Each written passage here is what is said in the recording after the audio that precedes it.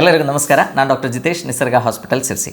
ನಮ್ಮೆಲ್ಲರ ಮನಸ್ಸಲ್ಲೂ ಒಂದು ಡೌಟ್ ಇದೆ, ಅಡುಗೆ ಮಾಡಲಿಕ್ಕೆ ಯಾವ ಎಣ್ಣೆ ಒಳ್ಳೆಯದು? ಯಾಕೆಂದರೆ ನಾವು ಟಿ ವಿ ಆನ್ ಮಾಡಿದರೆ ಸಾಕು, ಬೇರೆ ಬೇರೆ ಆಯಿಲ್ಸ್ದು ಅಡ್ವರ್ಟೈಸ್ಮೆಂಟ್ ನೋಡ್ತಾ ಇರ್ತೀವಿ ಆ್ಯಂಡ್ ಟೋಟಲಿ ನಮಗೆಲ್ಲ ಕನ್ಫ್ಯೂಷನ್ ಆಗುತ್ತೆ ಯಾವ ಎಣ್ಣೆ ಒಳ್ಳೆಯದು. ಕೆಲವರು ಹೇಳ್ತಾರೆ ಸನ್ಫ್ಲವರ್ ಆಯಿಲ್ ಒಳ್ಳೆಯದು, ಅದು ತೊಗೊಂಡ್ರೆ ಹಾರ್ಟ್ಗೆ ಸಮಸ್ಯೆ ಬರಲ್ಲ ಅಂತ ಹೇಳ್ತಾರೆ. ಇನ್ನು ಕೆಲವರು ಹೇಳ್ತಾರೆ ಗ್ರೌಂಡ್ನಟ್ ಆಯಿಲ್ ತುಂಬ ಒಳ್ಳೆಯದು ಅಂತ ಹೇಳ್ತಾರೆ. ಕೆಲವರು ಕೋಕೋನಟ್ ಆಯಿಲ್ ತುಂಬ ಒಳ್ಳೆಯದು ಅಂತ ಹೇಳ್ತಾರೆ. ಇನ್ನು ಕೆಲವರು ತುಪ್ಪ ತುಂಬ ಒಳ್ಳೆಯದು ಅಂತ ಹೇಳ್ತಾರೆ. ಸೊ ಓವರಾಲ್ ನಾವು ನೋಡಿದರೆ totally we are in a confused stage.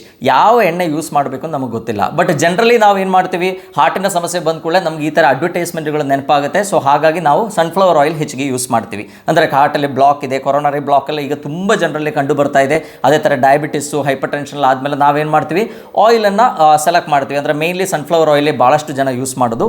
So ನಾನು ಈ ವಿಡಿಯೋದಲ್ಲಿ ಅಡಿಗೆಗೆ ಬೆಸ್ಟ್ ಆಯಿಲ್ ಯಾವುದು, ಯಾವ ಎಣ್ಣೆಗಳು ನಾವು ಉಪಯೋಗಿಸಲೇಬಾರದು, ಮತ್ತು ನಾವು ಎಣ್ಣೆ ಯೂಸ್ ಮಾಡೋದಿದ್ರೆ ಡೈಲಿ ಎಷ್ಟು ಎಣ್ಣೆ ನಾವು ಅಡಿಗೆಗೆ ಯೂಸ್ ಮಾಡ್ಬೋದು ಅಂತ ನಿಮ್ಮೊಟ್ಟಿಗೆ ಶೇರ್ ಮಾಡ್ತೇನೆ. So first of all daily ಎಷ್ಟು ಆಯಿಲ್ ಕನ್ಸ್ಯೂಮ್ ಮಾಡಬೇಕು ಅಂತ ನೋಡೋಣ. ಯಾಕೆಂದರೆ ನಾವು ಕೆಲವು ಮನೆಗಳೆಲ್ಲ ನೋಡಿದರೆ ತುಂಬ ಆಯಿಲ್ ಕನ್ಸ್ಯೂಮ್ ಮಾಡ್ತಾರೆ. ಸೊ ಹಾಗಾಗಿ ಅವರಿಗೆ ಹೆಲ್ತ್ ಇಶ್ಯೂಸ್ ಕೂಡ ಭಾಳ ಫಾಸ್ಟ್ ಬರುವಂಥ ಸಾಧ್ಯತೆ ಇದೆ. ಸೊ ನಾವು ಡೈಲಿ ನಾವು ಓವರಾಲ್ ನೋಡಿದರೆ ಒಂದು ಮನುಷ್ಯನಿಗೆ ಒಂದು ದಿವಸಕ್ಕೆ 1800 ಕಿಲೋ ಕ್ಯಾಲರಿ ಬೇಕು. ಸೊ ಅದರಲ್ಲಿ ಒಂದು 30% ನಾವೇನು ಮಾಡಬೇಕು, ಈ ಫ್ಯಾಟಿಂದ ಕನ್ಸ್ಯೂಮ್ ಮಾಡಬೇಕು. ಅರೌಂಡ್ 40 to 50% ಕಾರ್ಬೋಹೈಡ್ರೇಟ್ ತಗೋಬೇಕು. ಬಾಕಿ ಅರೌಂಡ್ 20 to 30% ನಾವೇನು ಮಾಡಬೇಕು, ಪ್ರೋಟೀನಿಂದ ತಗೋಬೇಕು. ಸೊ ಈಗ ಫ್ಯಾಟಿಂದ ತಗೋಬೇಕಾಗಿರುವ 30% ಏನಿದೆ ಅದೆಲ್ಲದೂ ಆಯಿಲಿಂದ ಅಲ್ಲ ನಮಗೆ ಸಿಗೋದು. ನಾವು ತಗೊಳ್ಳೋಂಥ ಭಾಳಷ್ಟು ಆಹಾರದಲ್ಲಿ ತುಂಬ ಫ್ಯಾಟ್ ಪರ್ಸೆಂಟೇಜ್ ಇರುತ್ತೆ. ನಾವು ತಗೊಳ್ಳೋಂಥ ಮೊಟ್ಟೆ ಇರ್ಬೋದು, ನಾವು ತಗೊಳ್ಳೋಂಥ ಮೀಟ್ ಇರ್ಬೋದು, ನಟ್ಸ್ ಇರ್ಬೋದು, ಭಾಳಷ್ಟು ಅಂದರೆ ಹಾಲು ಇರ್ಬೋದು, ಡೈರಿ ಪ್ರಾಡಕ್ಟ್ಸ್, ತುಪ್ಪ ಇರ್ಬೋದು, ಮೊಸರು ಇರ್ಬೋದು, ಇದರಲ್ಲೆಲ್ಲ ಫ್ಯಾಟ್ ನಮಗೆ ಸಿಗುತ್ತೆ. ಸೊ ಆಯಿಲ್ದು ಕನ್ಸಂಪ್ಷನ್ ಏನಿದೆ, ಈ ಟೋಟಲ್ ಫ್ಯಾಟ್ ಒಂದು ದಿವಸಕ್ಕೆ ಎಷ್ಟು ಬೇಕು, ನಾನು ಹೇಳಿದಾಗ ಒಂದು 30% ನಮಗೆ ಫ್ಯಾಟು ಬೇಕು ಅಂದರೆ ಒಂದು ಮೇ ಬಿ ಒಂದು 50 ಗ್ರಾಮ್ ಫ್ಯಾಟ್ ನಾವು ಡೈಲಿ ಕನ್ಸ್ಯೂಮ್ ಮಾಡ್ಬೋದು ಒಟ್ಟು.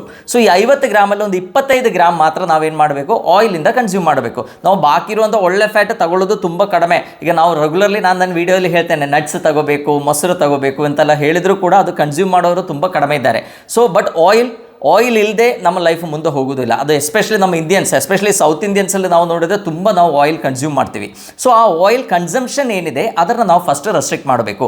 ಒಂದು 25 grams oil. So 25 grams oil ಅಂದರೆ ನಿಮ್ಗೆ ಈಸಿಯಾಗಿ ಗೊತ್ತಾಗಬೇಕು ಅಂದರೆ 5 ಟೀ ಸ್ಪೂನ್ ಆಯಿಲ್ ಒಬ್ಬರಿಗೆ ಒಂದು ದಿವಸ ಕೊಡ್ಬೋದು ನಾವು. ಸೊ ಒಂದು ಫ್ಯಾಮಿಲಿಯಲ್ಲಿ ಈಗ ಒಂದು 4 ಜನ ಇದ್ದರೆ ನಾವೇನು ಮಾಡೋ 5 × 4 20 ಟೀ ಸ್ಪೂನ್ ಆಯಿಲ್ ಇಡೀ ದಿವಸದ ಅಡುಗೆಗೆ ನಾವು ಯೂಸ್ ಮಾಡಬೇಕು. ಅದಕ್ಕಿಂತ ಹೆಚ್ಚಿಗೆ ಆದರೆ ಏನಾಗುತ್ತೆ, ನಮ್ಮ ಫ್ಯಾಟ್ ಕನ್ಸಂಪ್ಷನ್ ಜಾಸ್ತಿ ಆಗುತ್ತೆ. ಸೊ ಹಾಗಾಗಿ ನಮಗೆ ಭಾಳಷ್ಟು ಕಾಯಿಲೆಗಳು ಬರುವಂಥ ಸಾಧ್ಯತೆ ಇದೆ. ಸೊ ಒಂದು molecule of oil, 1 gram of fat digest ಆದರೆ ಒಂದು 9 ಕಿಲೋ ಕ್ಯಾಲರಿ ರಿಲೀಸ್ ಆಗುತ್ತೆ. 9 ಕಿಲೋ ಕ್ಯಾಲರಿ ನಾವೀಗ ನೋಡುವಾಗ ಅರೌಂಡ್ 25 to 30 ಗ್ರಾಮ್ಸ್ ಆದರೆ ನಾವೇನು ಮಾಡ್ತೀವಿ, ಒಂದು 250 ಕಿಲೋ ಕ್ಯಾಲರೀಸ್ ಏನಿದೆ ನಮಗೆ ಎಣ್ಣೆಯಿಂದ ನಮಗೆ ಸಿಗುತ್ತೆ.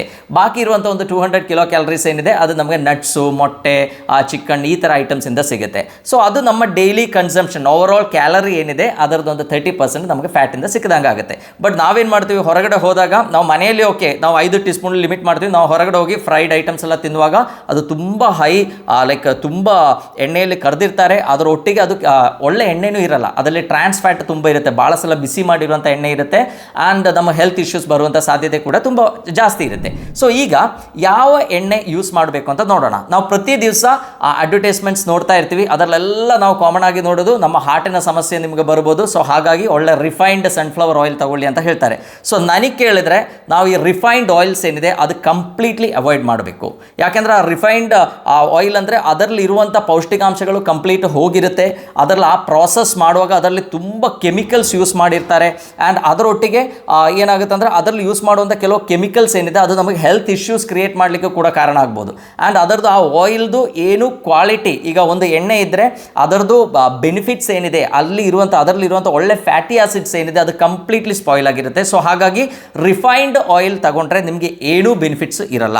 ಸೊ ಹಾಗಾಗಿ ನಾವು ಫಸ್ಟ್ ಏನು ಮಾಡಬೇಕು, ನಮ್ಮ ಈ ಅಡ್ವರ್ಟೈಸ್ಮೆಂಟ್ ನೋಡಿಕೊಂಡು ಭಾಳಷ್ಟು ರಿಫೈನ್ಡ್ ಆಯಿಲ್ಸ್ ನಮ್ಮ ಮಾರ್ಕೆಟಲ್ಲಿ ಇದೆ, ಸನ್ಫ್ಲವರ್ ಆಯಿಲು ಅದು ಇದು ಅಂತೇಳಿ ತುಂಬ ಆಯಿಲ್ಸ್ ಇದೆ, ಅದನ್ನು ನಾವು ಕಂಪ್ಲೀಟ್ಲಿ ಅವಾಯ್ಡ್ ಮಾಡಬೇಕು. ಸೊ ನಾವು ಈ ರಿಫೈನ್ಡ್ ಆಯಿಲ್ ನೋಡುವಾಗ ಅದಕ್ಕೆ ಸ್ಮೆಲ್ಲು ಇರಲ್ಲ, ಟೇಸ್ಟು ಇರಲ್ಲ. ಯಾವ ಫುಡ್ ಫ್ರೈ ಮಾಡಿದ್ರು ಕೂಡ ತುಂಬ ಟೇಸ್ಟಿ ಆಗಿರುತ್ತೆ. ಯಾಕೆಂದರೆ ಆ ಫುಡ್ದು ಟೇಸ್ಟ್ ನಮಗೆ ಕ್ಲಿಯರ್ಲಿ ಗೊತ್ತಾಗುತ್ತಾ, ಈ ಆಯಿಲ್ದು ಇಂಟರ್ಫೆರೆನ್ಸ್ ಇರಲ್ಲ. ಸೊ ಇದಕ್ಕಾಗಿ ಅವರು ಏನು ಮಾಡ್ತಾರೆ ಅಂದರೆ ತುಂಬ ಹೈ ಟೆಂಪರೇಚರ್ಲಿ ಇದನ್ನು ಪ್ರಾಸೆಸ್ ಮಾಡ್ತಾರೆ, ಈ ಎಣ್ಣೆಯನ್ನು ಪ್ರಾಸೆಸ್ ಮಾಡ್ತಾರೆ. ಸೊ ಆವಾಗಲೇ ಏನಾಗುತ್ತೆ, ಅದರಲ್ಲಿರುವಂಥ ಒಳ್ಳೆ ಫ್ಯಾಟಿ ಆಸಿಡ್ ಎಲ್ಲ ಹಾಳಾಗ್ಬಿಡುತ್ತೆ ಆ್ಯಂಡ್ ಅದರೊಟ್ಟಿಗೆ ಅದರಲ್ಲಿ ಇಷ್ಟೊಂದು ಹೈ ಟೆಂಪ್ರೇಚರಲ್ಲಿ ಹೀಟ್ ಮಾಡುವಾಗ ಅದರಲ್ಲಿರುವಂಥ ಒಳ್ಳೆ ಫ್ಯಾಟಿ ಆಸಿಡ್ ಟ್ರಾನ್ಸ್ ಫ್ಯಾಟ್ ಆಗಿ ಕನ್ವರ್ಟ್ ಆಗುವಂಥ ಸಾಧ್ಯತೆ ಇದೆ. ಆ್ಯಂಡ್ ಅದರಲ್ಲಿ ತುಂಬ ಕೆಮಿಕಲ್ಸ್ ಯೂಸ್ ಮಾಡ್ತಾರೆ. ಸೊ ಕೆಮಿಕಲ್ಸ್ ಅಂದರೆ ನೀವು ಹೆಕ್ಸೈನ್ ಈ ಥರ ಕೆಮಿಕಲ್ಸ್ ಯೂಸ್ ಮಾಡಿದಾಗ ನಮ್ಮ ನರಗಳ ಸಮಸ್ಯೆ ಬರುವಂಥ ಸಾಧ್ಯತೆ ಕೂಡ ತುಂಬ ಇದೆ. ಸೊ ಹಾಗಾಗಿ ನಾನು ಹೇಳಿದಂಗೆ ರಿಫೈನ್ಡ್ ಆಯಿಲ್ಸ್ ಏನಿದೆ ಅದು ಕಂಪ್ಲೀಟ್ಲಿ ನಾವು ಅವಾಯ್ಡ್ ಮಾಡಬೇಕು. ಆ್ಯಂಡ್ ನೀವು ಆಯಿಲ್ ತಗೊಳ್ಳುವಾಗ ಅದರದ್ದು ಲೇಬಲ್ ಮೇಲೆ ಹೋಗಬೇಡಿ, ಅದರ ಹಿಂದೆ ಬರ್ದಿರ್ತದೆ ಅದರಲ್ಲಿ ಏನೇನು ನ್ಯೂಟ್ರಿಯೆಂಟ್ಸ್ ಇದೆ ಅಂತ ಕ್ಲಿಯರ್ಲಿ ಬರ್ದಿರ್ತದೆ. ಅದು ನೀವು ಏನು ಮಾಡಬೇಕು, ಓದಬೇಕು. ಸಣ್ಣಗೆ ಬರ್ದಿರ್ತಾರೆ, ಸೊ ಹಾಗಾಗಿ ಹೇಗಾದರೂ ಮಾಡಿ ನೀವು ಅದನ್ನು ಓದಲೇಬೇಕು. ಸೊ ಅದರಲ್ಲಿ ನಾವು ನೋಡಬೇಕಾಗಿದೆ ಏನಂದರೆ ಆದಷ್ಟು ರಾ ಆಯಿಲ್ ಇದ್ದರೆ ಅದು ಒಳ್ಳೆಯದು. ಇಲ್ಲ ನಾವೇನು ಮಾಡಬೇಕು, physically extracted cold pressed oil ಅಂತೆಲ್ಲ ಬರುತ್ತೆ, ಅದು ಕೂಡ ಒಳ್ಳೆಯದು. ಇಲ್ಲಾಂದರೆ ವರ್ಜಿನ್ ಆಯಿಲ್ಸ್ ಅಂತ ಇರುತ್ತೆ, ಅದು ಒಳ್ಳೆಯದು. ಎಕ್ಸ್ಟ್ರಾ ವರ್ಜಿನ್ ಅಂತ ಇರುತ್ತೆ, ಅದು ಕೂಡ ಒಳ್ಳೆಯದು. ಸೊ ಈ ಥರ ಆಯಿಲ್ಸನ್ನು ನಾವು ಆದಷ್ಟು ಪ್ರಿಫರ್ ಮಾಡಬೇಕು. ಆ್ಯಂಡ್ ನಾವು ಅಡುಗೆಗೆ ದಿ ಬೆಸ್ಟ್ ಆಯಿಲ್ ಯಾವುದು ಅಂತ ಕೇಳಿದ್ರೆ ನನ್ನ ಒಪಿನಿಯನ್ ಪ್ರಕಾರ ಅನ್ರಿಫೈನ್ಡ್ ಸ್ಯಾಚುರೇಟೆಡ್ ಫ್ಯಾಟ್ ಒಳ್ಳೆಯದು ಅಂತ ನಾವು ಹೇಳ್ತೀವಿ. ಅನ್ರಿಫೈನ್ಡ್ ಸ್ಯಾಚುರೇಟೆಡ್ ಫ್ಯಾಟ್ ಅಂತ ಹೇಳಿದ್ರೆ ಎಲ್ಲರಿಗೂ ಗೊತ್ತಾಗಬೇಕು ಅಂತ ಇಲ್ಲ. ಸೊ ಸ್ಯಾಚುರೇಟೆಡ್ ಫ್ಯಾಟ್ ಅಂದ್ರೆ ಏನು, ಅದರಲ್ಲಿ ಈಗ ಎಲ್ಲರೂ ಹೇಳೋದು ಲೈಕ್ ಹಾರ್ಟ್ ಪ್ರಾಬ್ಲಮ್ ಇರೋರು ಸ್ಯಾಚುರೇಟೆಡ್ ಫ್ಯಾಟ್ ತಗೊಳ್ಳೇಬಾರದು. Coconut oil saturated fat and ಇದು ನಮ್ಮ ತುಪ್ಪ ಏನಿದೆ that is also saturated fat. So ನಾವು ನೋಡಬೇಕಾಗಿದೆ ಏನಂದರೆ ನಮ್ಮ ಲಿವರ್ ಏನಿದೆ ಬಾಡಿಯಲ್ಲಿ ಸುಮಾರು 3000 ಮಿಲಿಗ್ರಾಮ್ ಕೊಲೆಸ್ಟ್ರಾಲನ್ನು ಪ್ರತಿ ದಿವಸ ಪ್ರೊಡ್ಯೂಸ್ ಮಾಡುತ್ತೆ. ಸೊ ನಾವು ತಗೊಳ್ಳುವಂಥ ಈ 25 ಮಿಲಿಗ್ರಾಮ್ ಆಫ್ ಫ್ಯಾಟ್ ಏನಿದೆ ಅದು ನಮ್ಮ ಬಾಡಿಗೆ ಏನೂ ಹಾರ್ಮ್ ಕ್ರಿಯೇಟ್ ಮಾಡಲ್ಲ. ಬಟ್ ಅದು ಎಕ್ಸಸ್ ಆದರೆ ಅಫ್ಕೋರ್ಸ್ ನಮಗೆ ಪ್ರಾಬ್ಲಮ್ಸ್ ಕ್ರಿಯೇಟ್ ಆಗುವಂಥ ಸಾಧ್ಯತೆ ಇದೆ. ಬಟ್ ಈ ಸ್ಯಾಚುರೇಟೆಡ್ ಫ್ಯಾಟ್ ತಗೊಳ್ಳುವಾಗ ಲೈಕ್ ಕೋಕೋನಟ್ ಆಯಿಲ್ ಇರ್ಬೋದು, ತುಪ್ಪ ಇರ್ಬೋದು, ಅದರದ್ದು ಸ್ಮೋಕ್ ಪಾಯಿಂಟು ಜಾಸ್ತಿ ಇದೆ. ತುಪ್ಪದ್ದು smoke point is very high. So ಹಾಗಾಗಿ ನಾವು ಅಡುಗೆ ಮಾಡುವಾಗ ಫ್ರೈ ಮಾಡಲಿಕ್ಕೆಲ್ಲ ತುಪ್ಪ ಯೂಸ್ ಮಾಡಿದ್ರೆ ತುಂಬ ಒಳ್ಳೆಯದು ಆ್ಯಕ್ಚುಲಿ. ಆ್ಯಂಡ್ ಅದು ಕನ್ಸ್ಯೂಮ್ ಮಾಡೋದ್ರಿಂದ ನಮ್ಮ ಬ್ರೈನ್ ಫಂಕ್ಷನ್ಸ್ ಇಂಪ್ರೂವ್ ಆಗುತ್ತೆ, ನಮ್ಮ ನರಗಳ ಫಂಕ್ಷನ್ಸ್ ಇಂಪ್ರೂವ್ ಆಗುತ್ತೆ. ನಮಗೆ ಸ್ಯಾಚುರೇಟೆಡ್ ಫ್ಯಾಟ್ ಸಿಕ್ಕಿದ್ದಕ್ಕೆ ನಮ್ಮ ಓವರಾಲ್ ಹೆಲ್ತ್ ಏನಿದೆ ಅದು ತುಂಬ ಇಂಪ್ರೂವ್ ಆಗುತ್ತೆ. ಆ್ಯಂಡ್ ನೀವೀಗ ಒಂದು ಐಟಮ್ ಯಾವುದೋ ಒಂದು ಆಯಿಲ್ ತೊಗೊಂಡಿದ್ದೀವಿ, ಕೋಕೋನಟ್ ಆಯಿಲ್ ಫಾರ್ ಎಕ್ಸಾಂಪಲ್, ಅದು ತಗೊಳ್ಳುವಾಗ ಆ ಕೋಕೋನಟದ್ದು ಸ್ಮೆಲ್ ಅದರಲ್ಲಿ ಇಲ್ಲ, ನಾವು ಅದು ತಗೊಳ್ಳುವಾಗ ನಮ್ಗೆ ಆ ಕೋಕೋನಟ್ ಫೀಲ್ ಬರ್ತಾ ಇಲ್ಲ ಅಂದರೆ ಅದರ ಅರ್ಥ ಏನು, ಅದು ರಿಫೈನ್ಡ್ ಆಯಿಲ್ ಅಂತಾನೆ ಅರ್ಥ. ಯಾಕೆಂದರೆ ಮಾರ್ಕೆಟ್ ಎಷ್ಟೊಂದು ಲೈಕ್ ಕಾಂಪಿಟೇಷನ್ ಇದೆ ಅಂದರೆ ಲೈಕ್ ವಿ ಗೆಟ್ ಅಡಿಕ್ಷನ್. ನಾವು ಯಾವುದಾದ್ರೂ ಒಂದು ಆಯಿಲ್ ಯೂಸ್ ಮಾಡಿದ್ರೆ ಸಾಕು ನಮಗೆ ಆ ಆಯಿಲ್ಗೆ ತುಂಬ ಅಡಿಕ್ಷನ್ ಆಗಿಬಿಡುತ್ತೆ, ಅದೇ ಆಯಿಲ್ ಯೂಸ್ ಮಾಡಬೇಕು ಅಂತ ಅನಿಸುತ್ತೆ. ಈಗ USA ಇಂದ ಲೈಕ್ ಈ ಸನ್ಫ್ಲವರ್ ಆಯಿಲ್ಸ್ ಎಲ್ಲ ಏನಿದೆ ಅದು ವಿದೇಶಿ ಅಂದರೆ ಅಲ್ಲಿಂದ ಬಂದಿರೋದು ಫಸ್ಟ್. ಸೊ ಅದರದ್ದು ಅಡ್ವರ್ಟೈಸ್ಮೆಂಟ್ ಎಷ್ಟು ಹೆಚ್ಚಾಗಿದೆ, ನಮ್ಮ ಹಾರ್ಟಿನ ಸಮಸ್ಯೆ ಬರಬಾರ್ದು ಅಂತ ಇದ್ದರೆ ಈ ಥರ ಆಯಿಲ್ ಯೂಸ್ ಮಾಡಬೇಕು ಅಂತ ಹೇಳಿ ನಾವೇನು ಮಾಡ್ತೀವಿ, ರೆಗ್ಯುಲರ್ಲಿ ಈ ಲೈಕ್ ದೊಡ್ಡ ದೊಡ್ಡ ಕಂಪನೀಸ್ದು ಸನ್ಫ್ಲವರ್ ಆಯಿಲ್ ಈ ಥರ ಯೂಸ್ ಮಾಡ್ತೀವಿ. ಆ್ಯಂಡ್ ನಾವು ನೋಡಿದರೆ ವೆಸ್ಟರ್ನ್ ಕಂಟ್ರೀಸಿಗೆ ಹೈಯೆಸ್ಟ್ ನಮ್ಮಲ್ಲಿಂದ ಎಕ್ಸ್ಪೋರ್ಟ್ ಆಗುವ ಐಟಮ್ ಯಾವುದು ಅಂತ ಕೇಳಿದ್ರೆ Virgin coconut oil capsules, soft ಜೆಲ್ಸ್ ಮಾಡಿ ಇಲ್ಲಿಂದ ವೆಸ್ಟರ್ನ್ ಕಂಟ್ರೀಸಿಗೆ ಹೋಗುತ್ತೆ. ಯಾಕೆಂದರೆ ಅದರಲ್ಲಿ ಇರುವಂಥ ಒಳ್ಳೆ ಲೈಕ್ ಮೀಡಿಯಂ ಚೈನ್ ಟ್ರೈಗ್ಲಿಸರೈಡ್ಸ್ ಅಂತ ಹೇಳ್ತೀವಿ. ಸೊ ಅದು ತುಂಬ ಜಾಸ್ತಿ ಇದೆ ನಮ್ಮ ಕೋಕೋನಟ್ ಆಯಿಲಲ್ಲಿ. ಅದೇನು ಮಾಡುತ್ತೆ, ನಮ್ಮ ಬ್ರೈನನ್ನು ಪ್ರೊಟೆಕ್ಟ್ ಮಾಡಲಿಕ್ಕೆ, ನಮ್ಮ ನರಗಳಲ್ಲಿ ಆಗುವಂಥ ಲೈಕ್ ಆಕ್ಸಿಡೇಷನ್ನ ಪ್ರಿವೆಂಟ್ ಮಾಡಲಿಕ್ಕೆಲ್ಲ ಅದು ತುಂಬ ಹೆಲ್ಪ್ ಆಗುತ್ತೆ. ಸೊ ಹಾಗಾಗಿ ವೆಸ್ಟರ್ನ್ ಕಂಟ್ರೀಸಲ್ಲಿ ಅಲ್ಝಿಮರ್ಸನ್ನು ಪ್ರಿವೆಂಟ್ ಮಾಡಲಿಕ್ಕೆ ಇಲ್ಲಿಂದ ವರ್ಜಿನ್ ಕೋಕೋನಟ್ ಆಯಿಲ್ ಸಾಫ್ಟ್ ಜೆಲ್ಸ್ ತುಂಬ ಅವರು ತಗೊಳ್ತಾರೆ. ಆ್ಯಂಡ್ ನಾವು ಈ ಅಡ್ವರ್ಟೈಸ್ಮೆಂಟ್ ಎಲ್ಲ ನೋಡ್ಕೊಂಡು ನಾವೇನು ಮಾಡ್ತೀವಿ, ಸನ್ಫ್ಲವರ್ ಆಯಿಲನ್ನು ನಾವು ತುಂಬ ಬಳಸ್ತೀವಿ. ಸೊ ಓವರ್ ಆಲ್ ನಾವು ಏನು ಮಾಡಬೇಕು, ಫಸ್ಟ್ ಆಫ್ ಆಲ್ ನಾವು ಮಾಡಬೇಕಾಗಿದ್ದು ನಮ್ಮ ಆಯಿಲ್ ಕನ್ಸಂಪ್ಷನ್ ಏನಿದೆ ಅದನ್ನು ನಾವು ಲಿಮಿಟ್ ಮಾಡಬೇಕು. That is a first and foremost. ನಾನು ಫಸ್ಟ್ ಹೇಳ್ದಂಗೆ ಅರೌಂಡ್ 5 ಟೀ ಸ್ಪೂನ್ ಆಯಿಲ್ಗಿಂತ ಹೆಚ್ಚಿಗೆ ಯಾರು ತಗೋಬಾರ್ದು. ಆ್ಯಂಡ್ ಸೆಕೆಂಡ್ ಏನಿದೆ, ಯೂಸ್ ಮಾಡುವಾಗ ನಮ್ಮಲ್ಲಿ ಅವೈಲಬಲ್ ಆಗಿರುವಂಥ ತುಪ್ಪ ಇರ್ಬೋದು, ದೇಸಿ ಆಕಳದ್ದು ತುಪ್ಪ ಏನಿದೆ ಅದು ತುಂಬ ಒಳ್ಳೆಯದು. ಆ್ಯಂಡ್ ಅದರಲ್ಲಿ ನಮಗೆ ಬೇಕಾಗಿರುವಂಥ ಒಮೆಗಾ 3 ಫ್ಯಾಟಿ ಆಸಿಡ್ ಈ ಥರ ಒಳ್ಳೆ ನಮ್ಮ ಬ್ರೈನ್ ಫಂಕ್ಷನ್ಸ್ ಇರ್ಬೋದು, ನಮ್ಮ ಬಾಡಿಯಲ್ಲಿ ಇರುವಂಥ ಇನ್ಫ್ಲಮೇಷನ್ನ ಕಡಿಮೆ ಮಾಡಲಿಕ್ಕೆ ಇರುವಂಥ ಎಲ್ಲ ಐಟಮ್ಸು ಅದರಲ್ಲಿ ಸಿಗುತ್ತೆ.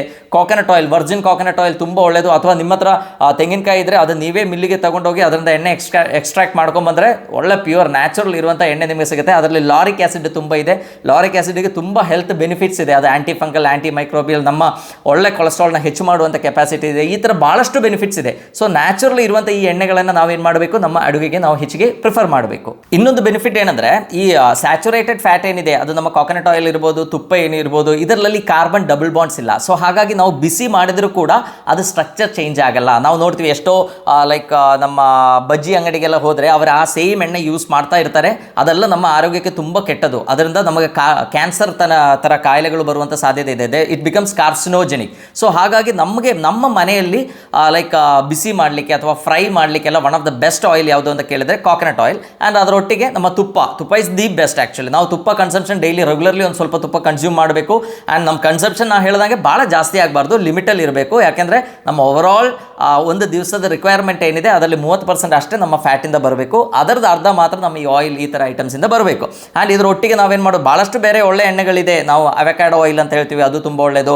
ಈ ನಟ್ಸಿಂದ ಸಿಗುವಂಥ ಎಣ್ಣೆಗಳಿದೆ, ಇದೆಲ್ಲ ತುಂಬ ಒಳ್ಳೆಯದು, ಹೆಲ್ತ್ಗೆ ಒಳ್ಳೆಯದು. ಬಟ್ ಈ ವೆಜಿಟಬಲ್ ಆಯಿಲ್ಸ್ ಏನಿದೆ ಅದನ್ನು ನಾವು ಕಂಪ್ಲೀಟ್ಲಿ ಅವಾಯ್ಡ್ ಮಾಡಲೇಬೇಕು. ವೆಜಿಟಬಲ್ ವೆಜಿಟಬಲ್ ಆಯಿಲ್ಸು, ಈ ಕಾಟನ್ ಸೀಡ್ ಆಯಿಲ್ ಅಂತೆಲ್ಲ ಬರುತ್ತೆ, ಸೊ ಅದನ್ನು ಕೂಡ ನಾವು ಕಂಪ್ಲೀಟ್ಲಿ ಅವಾಯ್ಡ್ ಮಾಡಬೇಕು. And they can be easily adulterated. Coconut ಆಯಿಲ್ದೊಂದು ಬೆನಿಫಿಟ್ ನೀವು ನೋಡಿ, ಅದರಲ್ಲಿ ಸ್ವಲ್ಪ ಹಾಳಾದರೂ ಕೂಡ ನಮ್ಗೆ ಆ ಸ್ಮೆಲ್ಲಲ್ಲಿ ಗೊತ್ತಾಗ್ಬಿಡುತ್ತೆ, ಓ ಇದಕ್ಕೇನೋ ಪ್ರಾಬ್ಲಮ್ ಇದೆ ಅಂತ ಗೊತ್ತಾಗುತ್ತೆ. So not that easy to adulterate. Actually ಅಷ್ಟೊಂದು ಈಸಿಯಾಗಿ ಅಡಲ್ಟ್ರೇಷನ್ ಮಾಡ್ಲಿಕ್ಕೆ ಆಗಲ್ಲ, ಅಂದರೆ ಅದಕ್ಕೆ ಕೆಮಿಕಲ್ಸ್ ಮಿಕ್ಸ್ ಮಾಡೋಕ್ಕಾಗಲ್ಲ. ಸೊ ನಮ್ಗೆ ಈಸಿಯಾಗಿ ಗೊತ್ತಾಗ್ಬಿಡುತ್ತೆ. ಇನ್ನು ನಾವು ನೋಡಬೇಕಾಗಿದೆ ಏನಂದರೆ, ನಾವು ಒಂದ್ಸಲ ಲೈಕ್ ಯಾವುದೋ ಒಂದು ಅಡುಗೆ ಮಾಡುವಾಗ, ಫ್ರೈ ಮಾಡುವಾಗ ಆಯಿಲ್ ಯೂಸ್ ಮಾಡಿ ಆ ಆಯಿಲನ್ನು ರೀಯೂಸ್ ಮಾಡುವಂಥ ಹ್ಯಾಬಿಟ್ ಏನಾದರೂ ಇದ್ದರೆ ಅದನ್ನು ನಾವು ಕಂಪ್ಲೀಟ್ಲಿ ಅವಾಯ್ಡ್ ಮಾಡಬೇಕು. ಅದು ಹೆಲ್ತ್ಗೆ ಒಳ್ಳೆಯದಲ್ಲ.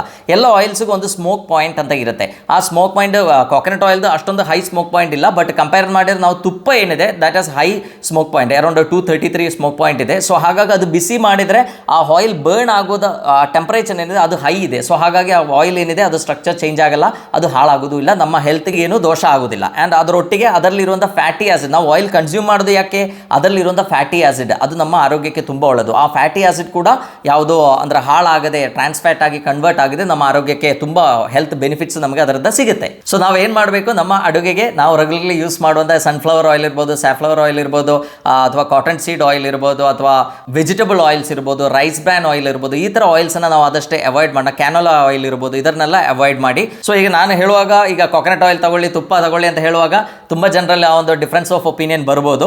ಆ್ಯಂಡ್ ತುಂಬ ಹೇಳ್ತಾರೆ ಲೈಕ್ ಕೊಕೊನಟ್ ಆಯಿಲ್ ತಗೊಂಡ್ರೆ ನಮ್ಮ ಹಾರ್ಟಲ್ಲಿ ಬ್ಲಾಕ್ ಬರುವಂಥ ಸಾಧ್ಯತೆ ಇದೆ. ಅದಕ್ಕೆ ಎಕ್ಸಾಂಪಲ್ ಆಗಿ ಹೇಳ್ತಾರೆ, Kerala is the state with highest heart attacks ಅಂತ ಹೇಳ್ತಾರೆ. ಬಟ್ ಇದು ನಾವು ಅಬ್ಸರ್ವ್ ಮಾಡಿದರೆ ಕೇರಳದಲ್ಲಿ ಹಾರ್ಟ್ ಅಟ್ಯಾಕ್ ಹೆಚ್ಚಾಗಲಿಕ್ಕೆ ಇರುವಂಥ ಕಾರಣ ಏನು ಅಂತ ಕೇಳಿದ್ರೆ, ಒಂದು ಮೇ ಬಿ ಜನರಲಿ ಹೇಳೋದು ಒಂದು ಕೊಕೊನಟ್ ಆಯಿಲ್ ತುಂಬ ಕನ್ಸ್ಯೂಮ್ ಮಾಡ್ತಾರೆ ಆ್ಯಂಡ್ ಸಿಗರೆಟ್ ಸ್ಮೋಕಿಂಗ್ ತುಂಬ ಜಾಸ್ತಿ ಇದೆ ಅಂತ ಹೇಳ್ತಾರೆ. ಇದೇ ನಾವು ಒಂದು 30 ಇಯರ್ಸ್ ಬ್ಯಾಕ್ ಅಥವಾ 40 ಇಯರ್ಸ್ ಬ್ಯಾಕ್ ನೋಡಿದರೆ Kerala was the state with least heart attacks. ಆವಾಗಲೂ ಕೊಕೊನಟ್ ಆಯಿಲ್ ಇದಕ್ಕಿಂತ ಹೆಚ್ಚಿಗೆ ಉಪಯೋಗಿಸ್ತಿದ್ರು. ಆವಾಗ ಸಿಗರೆಟ್ ಬದಲು ಬೀಡಿ ಸೇರ್ತಿದ್ರು. ಸೊ ಆ ಡಿಫ್ರೆನ್ಸ್ ಏನಾಗಿದೆ ಈಗ ಅಂತ ನೋಡಿದರೆ, ಆ ಟೈಮಿಂದ ಈ ಟೈಮ್ಗೆ ನಾವು ಕಂಪೇರ್ ಮಾಡಿ ನೋಡಿದರೆ ಕೊಕೊನಟ್ ಆಯಿಲ್ ಕನ್ಸಂಪ್ಷನು ಜಾಸ್ತಿ ಇದೆ, ಸಿಗರೆಟ್ ಸ್ಮೋಕಿಂಗು ಅದೇ ಥರ ಇದೆ. ಬಟ್ ಹೆಚ್ಚಾಗಿರೋದು ಬೇಕರಿ, ಕೇರಳ ಬೇಕರೀಸ್ ಎಲ್ಲ ಕಡೆ ಇದೆ. ಕೇರಳ ಪರೋಟ ಏನಿದೆ ಅದು that is world famous. So ಅದರಲ್ಲಿ ತುಂಬ ಡಾಲ್ಡಾ ಯೂಸ್ ಮಾಡಿರ್ತಾರೆ. ಸೊ ನಾವು ಎಲ್ಲಾದರೂ ರೆಸ್ಟೋರೆಂಟ್ಸ್ಗೆಲ್ಲ ಹೋಗಿ ನಾವು ಫುಡ್ ತಗೊಳ್ಳುವಾಗ ನಾವು ಅಬ್ಸರ್ವ್ ಮಾಡಬೇಕಾಗಿದೆ ಏನಂದ್ರೆ, ಅದು ತುಂಬ ಟೇಸ್ಟಿಯಾಗಿರುತ್ತೆ. ಆ ಟೇಸ್ಟ್ ಬರಲಿಕ್ಕಿರುವಂಥ ಕಾರಣ ಏನು, ಅದರಲ್ಲಿ ಡಾಲ್ಡಾ ತುಂಬ ಯೂಸ್ ಮಾಡಿರ್ತಾರೆ. ಸೊ ಈ ಡಾಲ್ಡಾ ಏನಿದೆ ದಟ್ ಈಸ್ ಅ ಹೈಡ್ರೋಜನೇಟೆಡ್ ಫ್ಯಾಟ್. ಅದು ನಾವು ಹೇಗೆ ನೋಡುವಾಗ ಹೆಂಗಿರುತ್ತಲ್ಲ ಅದೇ ಥರ ಆಗುತ್ತೆ ಒಳಗೆ ಹೋದ್ಮೇಲೆ ಕೂಡ. ಸೊ ಕೇರಳ ಪರೋಟ ಇರ್ಬೋದು, ಪಫ್ಸ್ ಇರ್ಬೋದು, ಇದರಲ್ಲೆಲ್ಲ ಡಾಲ್ಡಾ ತುಂಬ ಹೆಚ್ಚಿಗೆ ಯೂಸ್ ಮಾಡ್ತಾರೆ. ಆ್ಯಂಡ್ ಭಾಳ ವರ್ಷಗಳ ಹಿಂದೆ ಆ ಕೇರಳದ ಸ್ಟೇಪಲ್ ಫುಡ್ ಏನು ಅಂತ ಕೇಳಿದ್ರೆ, ನಮ್ಮ ಮರಗೆಣಸು ಅಥವಾ ಟಪಿಯೋಕ ಅಂತ ಏನು ಹೇಳ್ತೀವಿ ಅದು ಜಾಸ್ತಿ ತಗೊಳ್ತಿದ್ರು. ಈಗ ಯಾವುದು ಅಂತ ಕೇಳಿದ್ರೆ ಕೇರಳ ಪರೋಟ ಮತ್ತು ಪಫ್ಸ್. ಸೊ ಈ ಡಿಫ್ರೆನ್ಸ್ ಏನಿದೆ, ಡಾಲ್ಡಾ ಹೆಚ್ಚಿಗೆ ಯೂಸ್ ಮಾಡೋದು, ಅದರೊಟ್ಟಿಗೆ ತುಂಬ ಮೈದಾ ಯೂಸ್ ಮಾಡೋದು, ಈ ಎರಡು ಕಾರಣಗಳಿಂದಾನೇ ನಮಗೆ ಹಾರ್ಟ್ ಅಟ್ಯಾಕ್ಸ್ ಏನಿದೆ ಅದು ತುಂಬ ಜಾಸ್ತಿ ಆಗ್ತಾ ಇದೆ. ಈಗ ನೀವು ಬ್ಯಾಂಗ್ಳೂರು ಈ ಥರ ದೊಡ್ಡ ಸಿಟಿಯಲ್ಲಿ ನೋಡಿ, ಎಲ್ಲ ಕಡೆ ಬೇಕರೀಸ್ ತುಂಬ ಜಾಸ್ತಿ ಇದೆ. ಆ್ಯಂಡ್ ಹೈಯೆಸ್ಟ್ ಜನ ಸೇರೋದು ಕೂಡ ಇಲ್ಲಿ ಫಾಸ್ಟ್ ಫುಡ್ ಎಲ್ಲಿದೆಯೋ ಅಲ್ಲಿ ಹೈಯೆಸ್ಟ್ ಜನ ಸೇರ್ತಾರೆ. ಸೊ ಅದರಲ್ಲಿ ತುಂಬ ಈ ಕೆಟ್ಟ ಎಣ್ಣೆಗಳು ಯೂಸ್ ಮಾಡಿ ಆಹಾರ ಲೈಕ್ ಪ್ರಿಪೇರ್ ಮಾಡ್ತಾರೆ. ಅದರೊಟ್ಟಿಗೆ ಮೈದಾ ಕೂಡ ತುಂಬ ಕನ್ಸಂಪ್ಷನ್ ಹೆಚ್ಚಾಗುತ್ತೆ.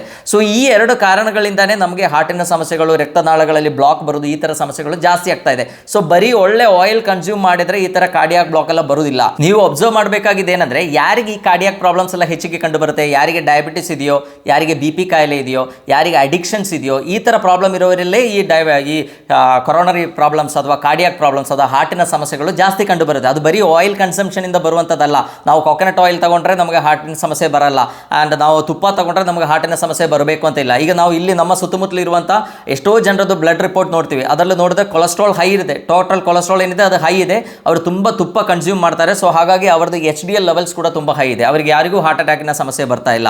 But at the same time ನಾವು ಈಗ ಬ್ಯಾಂಗ್ಳೂರು ಸಿಟಿಯಲ್ಲಿರೋ ಒಬ್ಬರದ್ದು ನೋಡಿದ್ರೆ, ಅವರು ತುಂಬ ಲೈಕ್ ರಿಫೈನ್ಡ್ ಆಗಿರೋ ಆಯಿಲ್ ಯೂಸ್ ಮಾಡ್ತಾರೆ, ಫ್ಯಾಟಿ ಫುಡ್ ತಗೊಳ್ಳಲ್ಲ, ಅವ್ರದ್ದು ಕೊಲೆಸ್ಟ್ರಾಲ್ ಲೆವೆಲ್ಸ್ ಏನಿದೆ ಅದು ತುಂಬ ನಾರ್ಮಲ್ ಇರುತ್ತೆ. ಬಟ್ LDL ಏನಿದೆ ಅದು ಜಾಸ್ತಿ ಇರುತ್ತೆ, HDL ಲೆವೆಲ್ಸ್ ತುಂಬ ಕಡಿಮೆ ಇದೆ, ಅವರಿಗೆ ಕಾರ್ಡಿಯಾಕ್ ಪ್ರಾಬ್ಲಮ್ಸ್ ಬರುವಂಥ ಸಾಧ್ಯತೆ ಇದೆ. ಸೊ ನಾವು ಅರ್ಥ ಮಾಡಬೇಕಾಗಿದೆ ಏನಂದರೆ, ನಮ್ಮ ಹಾರ್ಟ್ ಪ್ರೊಟೆಕ್ಟ್ ಆಗಿರಬೇಕು, ಹಾರ್ಟಿನ ಸಮಸ್ಯೆಗಳು ಬರಬಾರ್ದು ಅಂದರೆ ನಾವು ಆ್ಯಕ್ಚುಲಿ ಒಳ್ಳೆ ಎಣ್ಣೆ, ಈ ಥರ ಸ್ಯಾಚುರೇಟೆಡ್ ಫ್ಯಾಟ್ ಇರುವ ಎಣ್ಣೆ ತಗೋಬೋದು. ಬಟ್ ಅದರೊಟ್ಟಿಗೆ ನಾವು ಮಾಡಬೇಕಾಗಿದ್ದು, ಫಸ್ಟ್ ನಾವು ಬಿಡಬೇಕಾಗಿದ್ದು ಶುಗರ್ ಕಂಪ್ಲೀಟ್ಲಿ ಬಿಡಬೇಕು, ಅದರೊಟ್ಟಿಗೆ ಮೈದಾ ಪ್ರಾಡಕ್ಟ್ಸ್ ಕಂಪ್ಲೀಟ್ಲಿ ಬಿಡಬೇಕು.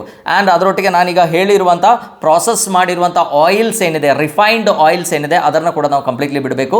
ಆ್ಯಂಡ್ ನಮ್ಮ ಓವರಾಲ್ ವೆಯ್ಟನ್ನು ನಾವು ಕರೆಕ್ಟಾಗಿ ಮ್ಯಾನೇಜ್ ಮಾಡಬೇಕು. ನಾನೀಗ ಕೊಕೊನಟ್ ಆಯಿಲ್ ಮತ್ತು ತುಪ್ಪ ಬಗ್ಗೆ ಅಷ್ಟೇ ಹೇಳಿದ್ದೀನಿ, ಅದು ಒಂದೇ ಅಲ್ಲ, ಅದರೊಟ್ಟಿಗೆ ನೀವು ಲೈಕ್ ಒಲಿವ್ ಆಯಿಲ್ ತುಂಬ ಒಳ್ಳೆಯದು. ಒಲಿವ್ ಆಯಿಲ್ ಇರುವಂಥ ನಾವು ಕೇಳ್ತೀವಿ, ಎಲ್ಲರೂ ಆಯಿಲ್ ಹೇಳುವಾಗ ಅದರಲ್ಲೆಲ್ಲ ಹೈಲೈಟ್ ಮಾಡ್ತಾರೆ ಪುಫಾ ಮತ್ತು ಮುಫಾ ಅಂತ ಹೇಳ್ತಾರೆ. PUFA ಅಂದರೆ poly unsaturated fatty acid, and MUFA ಅಂದರೆ mono unsaturated fatty acid. So ಇದೆಲ್ಲ ಹೆಚ್ಚಿಗೆ ಇರುವಂಥ ಇರುವಂಥ ಭಾಳಷ್ಟು ಆಯಿಲ್ಸ್ ಇದೆ. ಬಟ್ ಒಲಿವ್ ಆಯಿಲಲ್ಲಿ ಏನಾಗುತ್ತೆ, ತುಂಬ ಕಾಸ್ಟ್ಲಿ ಇರುತ್ತೆ, ನಮಗೆ ಅದು ರೆಗ್ಯುಲರ್ಲಿ ಬಳಸಲಿಕ್ಕೆ ಸ್ವಲ್ಪ ಕಷ್ಟ ಆಗ್ಬೋದು. ಸೊ ನಮ್ಮ ಸುತ್ತಮುತ್ತಲು ಇರುವಂಥ ಈ ತುಪ್ಪ ಇರ್ಬೋದು, ಈ ಕೋಕೋನಟ್ ಆಯಿಲ್ ಇರ್ಬೋದು, ಗ್ರೌಂಡ್ನಟ್ ಆಯಿಲ್ ತುಂಬ ಒಳ್ಳೆಯದು. ಇದನ್ನೆಲ್ಲ ಬಳಸಿದರೆ ನಮಗೆ ಏನಾಗುತ್ತೆ, ನಮಗೆ ನಮ್ಮ ಹೆಲ್ತನ್ನು ನಾವು ಕಂಪ್ಲೀಟ್ಲಿ ಪ್ರೊಟೆಕ್ಟ್ ಮಾಡ್ಬೋದು. ನಮಗೆ ಯಾವುದೇ ಕಾರ್ಡಿಯಾಕ್ ಪ್ರಾಬ್ಲಮ್ಸು ಬರಲ್ಲ, ನಮ್ಮ ನರಗಳದ್ದು ಹೆಲ್ತ್ ಕೂಡ ತುಂಬ ಚೆನ್ನಾಗಿರುತ್ತೆ. ಸೊ ನಾವು ಈಗ ಅಡುಗೆ ಮಾಡುವಾಗ ಯಾವ ಎಣ್ಣೆ ಯೂಸ್ ಮಾಡಬೇಕು ಅಂತ ನಿಮ್ಮ ಕನ್ಫ್ಯೂಷನ್ ಈಗ ದೂರ ಆಗಿರ್ಬೋದು ಅಂತ ಅಂದ್ಕೊಂಡು ಎಲ್ಲರಿಗೂ ನಮಸ್ಕಾರ.